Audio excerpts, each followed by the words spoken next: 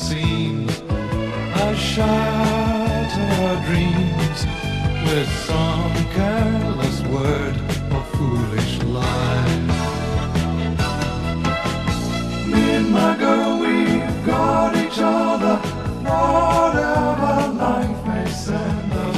Me and my girl, we've got each other, however life may bend us. Sure, we'll see tears fall.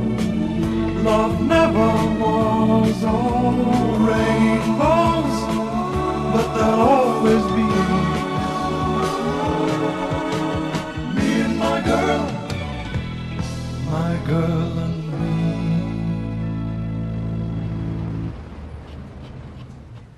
Hey, what about him then? What, him in the trousers? Mm-hmm. Only a 5. Not a 6? Not in those trousers. Sam, Isobel, will you please stop playing that silly game? Why are you looking, Gran?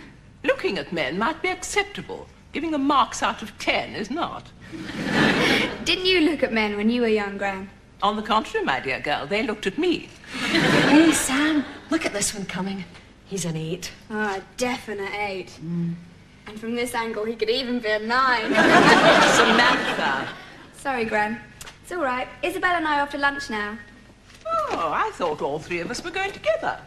But we're going to that hamburger place where you said the light hurt your eyes. And the music hurt your ears. And the food mounted an all-out assault on my digestive system. All right, off you go. Bye, Gran.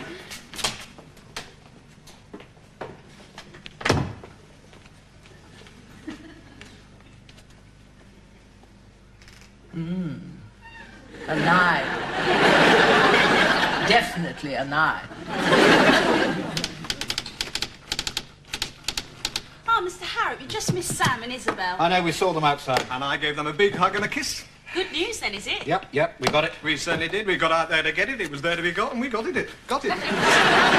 Great. Got what? Well, it's a series of 12 high fashion shows across the south and west. Packaged and presented by that dazzling young promotions agency, Eye Catchers. Give me some skin, man. Do you want me to show you how to do that? No, Liz, you haven't got time. We've got to move on this one. Now, look, here's a list of dates and venues, so you'd better get the hotels booked and so on. OK, which one of you's going? I am. I'm going, Liz. He's being funny, Liz. I'm going. I'm going, Liz. He's being silly, Liz. Liz, I am going. Now he's being really stupid. All right. I'm sorry, this time I'm going to put my foot and I'm going to insist I am going to go this time. I'm sorry. You can argue if you like. I shall not be listening. Go on, say your piece. Protest as much as you like. I can wait. Remember, Liz, I'm going. Mr. Yates, right? Hello? Majestic Hotel? I'd like to book a room 2 weeks from today, please. The name's Harrop. Mr. Simon Harrop. That's H-A... Nell, isn't it time you're going out to lunch? Nell. Hello, Simon. What are you doing?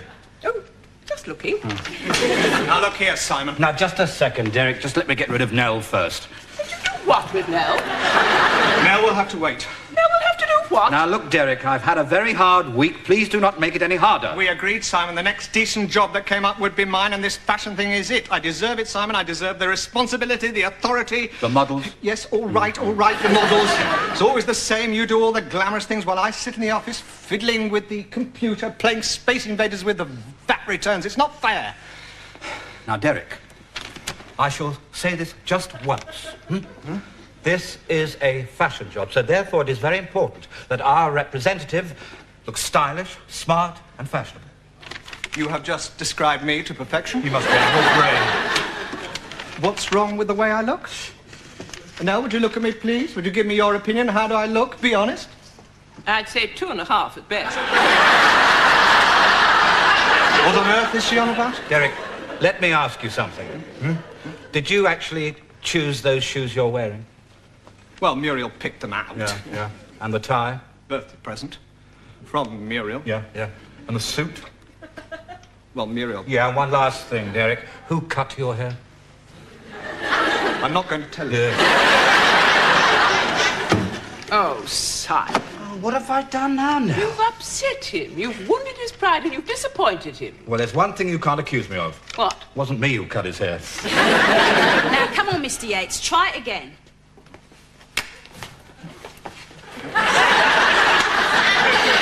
Look, why don't we start with one hand, and then when you can manage that, we'll try using both hands. You sound like Muriel on our honeymoon.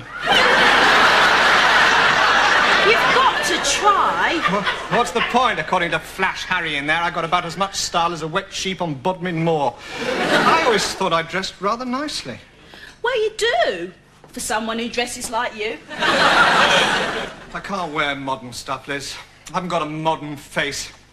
No, this is an old-fashioned, traditionally English face. Craggy jaw, piercing blue eyes, aquiline nose. This is the face of a chap who jumps out of his hurricane at Biggin Hill, slaps Richard Attenborough on the back, gets into the crate again and goes up to have another crack at Jerry.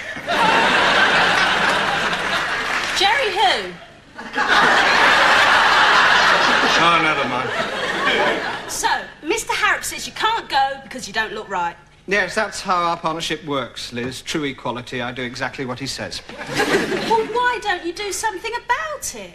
Good idea. I'll go in and hit him. No. I mean, change your image. Listen, it's Saturday tomorrow. Why don't I take you around the shops and get you fixed up?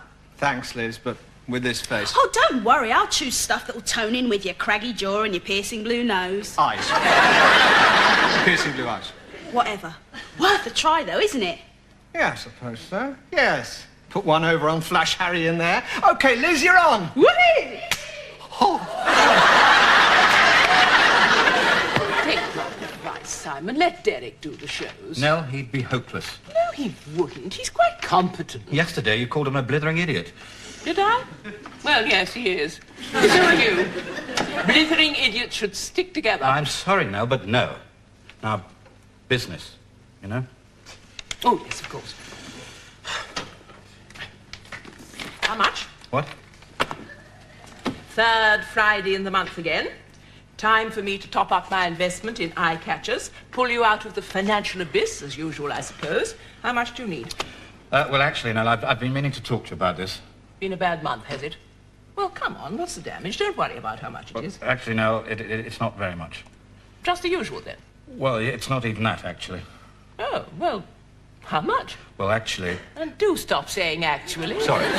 Well, actually, I mean, sorry, really, we don't need any. Oh. Yeah, I know, it's quite amazing, isn't it? We've suddenly adopted this rather quaint, old-fashioned way of getting money. Ha! We make it. Well, good. Yes, that's why we're so busy, you see. So if there's nothing else, no? Oh. You must be busy. Yes. Can I help? Well, no, not really. I just need to concentrate, you see. Well, perhaps I can give Liz a hand, answer the phone. No, well, actually, it's all right, really. I mean, she's very good at answering the phone, and she's not rude to the callers either. Sorry, that was a joke. Well, what can I do? Whatever you like, Nell. I mean, why don't you sort of just go to the pictures, you know, get out and enjoy yourself, you know, take a walk around the river. I know, Sam said there's some new chimpanzees up at the zoo. The zoo? Now, look here, Simon. Look, please, Nell, I'm very busy. Oh, I see. Fine. First, you don't need my money. Now you don't need me. I understand, Simon. Oh, look, Nell, what I mean... Anyone fancy a nice cup of tea? Tea? No, thank you, Liz. Not for me. I'm going to have tea with the chimps.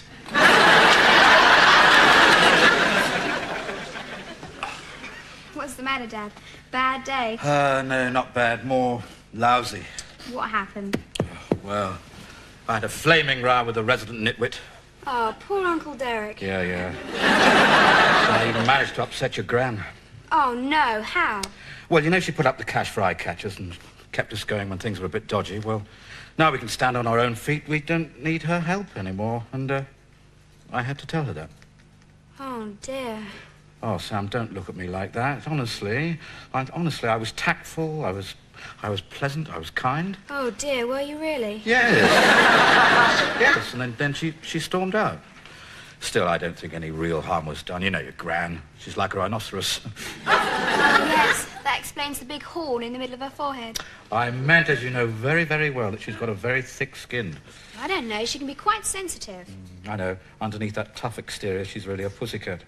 Well, so which is it then? A rhinoceros or a pussycat? Well, both. That's why she's so tricky to deal with. You never know if you're going to get charged or licked. Dad, phone her up. Apologise. Must I? That's her. Yeah. That's her ring. The knell of doom, eh? Sorry, not funny, no. I'll go. Dad, you will apologise to her, won't you? Yes, I will. I'll grovel. Nell. I apologize for disturbing you, Simon, but I've been considering what you said this afternoon, and I've come to a decision which will make you very happy indeed. Oh, God, now listen, we will Please, both... Simon, have the goodness to hear me out. Go on, then. It's become clear to me that my role in this ménage has diminished. Sam is growing up. She doesn't really need me anymore. She and Isobel are excellent friends. That's not true, is it, Isobel? Oh, no, we don't like each other at all, do we, Sam? There was a time when I was needed as a temporary secretary in the office, but not anymore. Apparently I'm too dim to operate a telephone or even a stapler. Is any of this helping, Nell? It's helping me. I'm having a whale of a time. Now, we come to the question of my investment. No longer necessary, you say? Yes, but Nell... So, that's it. Around here, I've become redundant. I'm a thing of the past, like mangles and running boards and grammatical English. You're feeling sorry for yourself. Not at all. I have a marvelous plan. I'm going to take the money you no longer need and use it to buy a new home in Marbella. Marbella? Spain? Unless they've moved it, yes. I fly out next week to look at villas. See, I have my ticket. So, I'd like my money back, please, Simon, and fast. Yes, but I can't. Oh, No. don't worry. I appreciate that the banks are closed. Monday morning will do. Goodbye. Well? I think you've just been charged by a rhinoceros. My girl and me. Me and my girl, we got each other.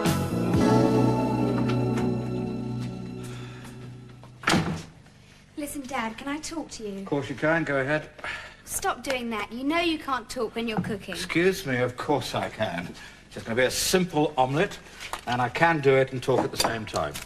So we are, you see? Right. Well, all right then. Listen. What are we going to do about Gran? Nothing? Right. Pepper. But she can't go to live in Spain. It would be awful. Yeah, especially for the Spaniards. They just got rid of Franco. Dad, why don't you go around and see her? Apologise. She'd bite my head off. We'll phone her up then. She'd chew my ears off. Dad, please. Look, I'm sorry, but I've tried apologising, and she just shut me up. So from now on, the next move come from her. I get it.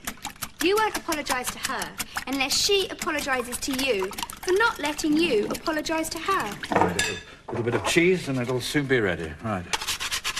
None for me, thanks, Dad. Why not? Because you've just grated in the soap.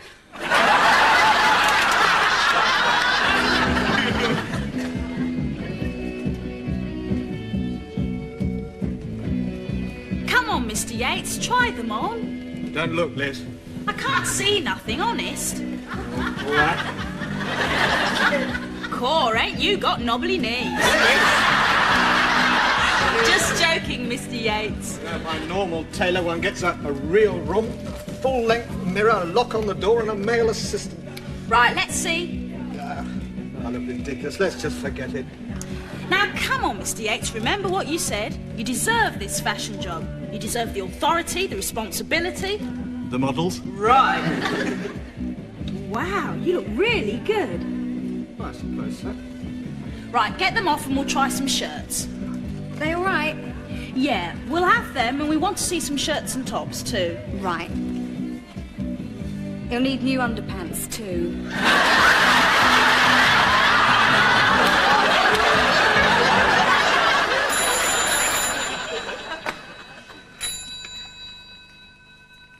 Nell Cressy speaking. Who's that?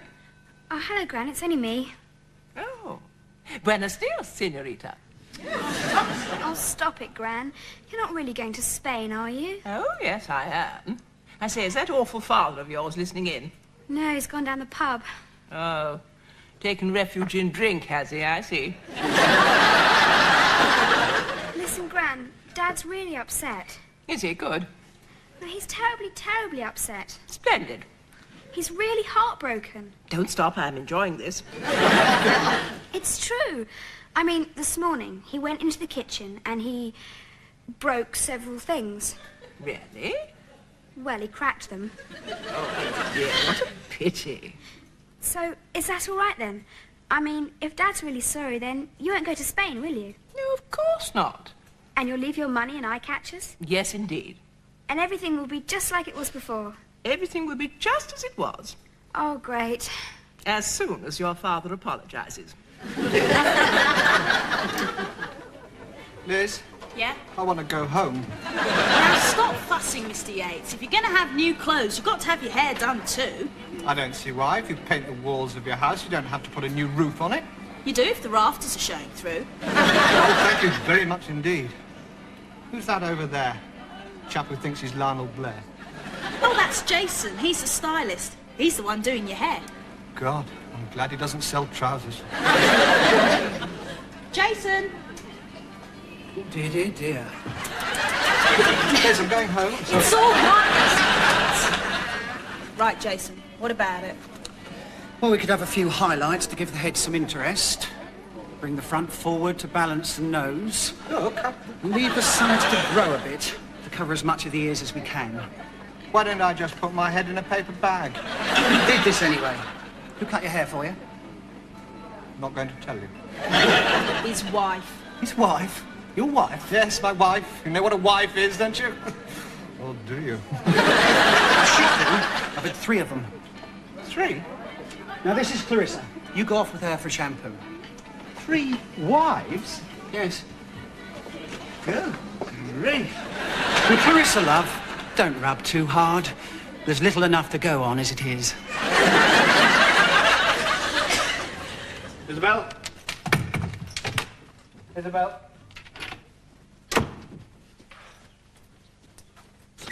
Isobel? Oh, God, what now?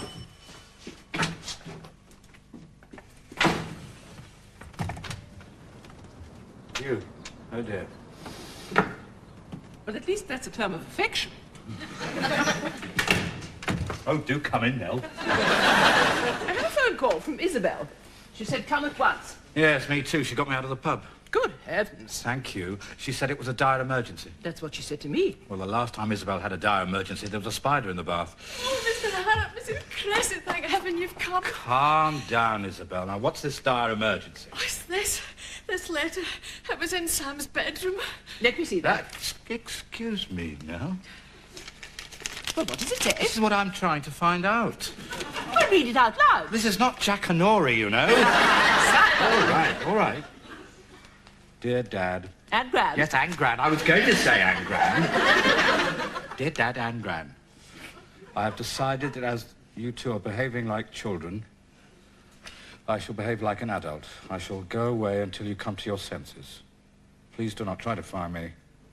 Love, Sam. Oh, that poor child. Should we call the police? No, let's have a think first. Now, what about her friends? Oh, I've tried them all. She's not there.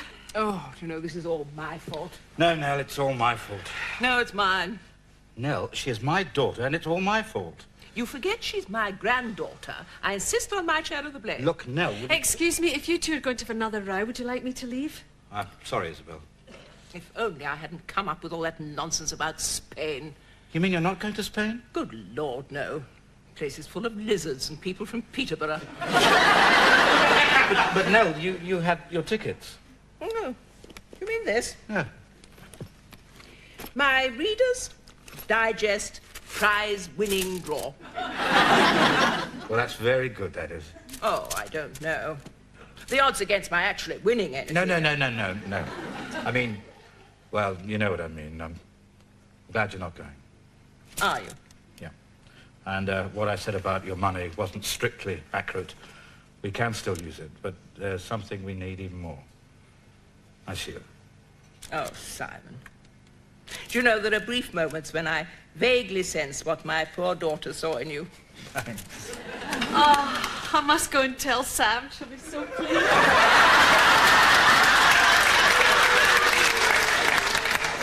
That is, I must go and tell Sam when I see her.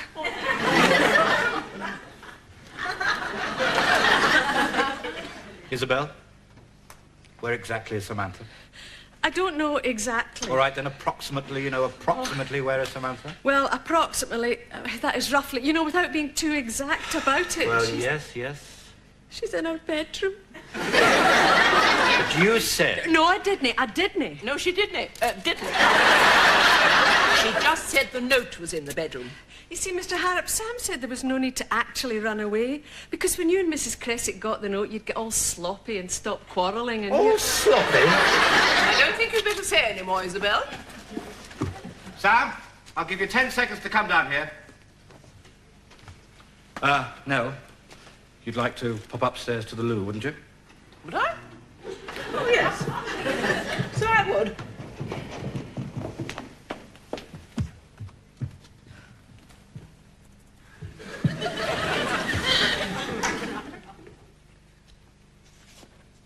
Right, then, you two. All right, Isobel, go and answer it.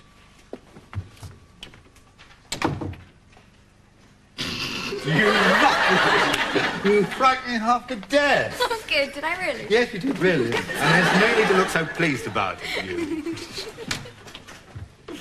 Mr. Harrop, I've got Mr. Yates outside in all his new gear. He's just paying the taxi. Oh, I can't wait to see this. Oh, listen. Tell him he looks fantastic. He's afraid he looks ridiculous. Just say he looks fantastic. You won't have to tell me. I look ridiculous. Uncle Derek, you look fantastic. Fantastic, Mr. Yates. Fantastically fantastic. Yeah, really, Derek. You look really fantastic. What would you say, Isobel? 8, 9? Oh, how about 9.5? So what about the fashion trip, Mr. Harrop? Who goes? Mr. Yates goes. Oh, thanks, mate, but it was all Lizzie's doing, you know. She did it all. Yeah, give me some skin, Mr. Yates.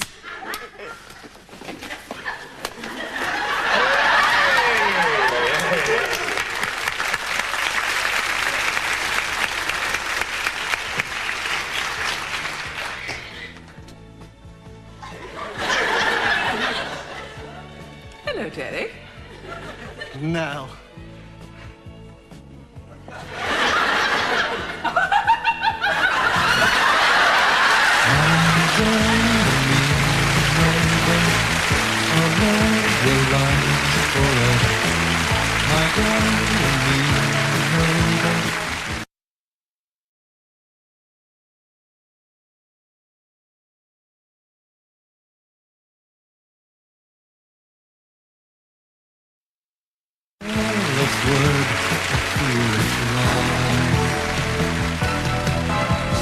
Me and my girl, we've got each other, whatever life may send us. Me and my girl, we've got each other, however life may bend us. Sure, we'll see tears fall. Love never was all rainbows, but there'll always be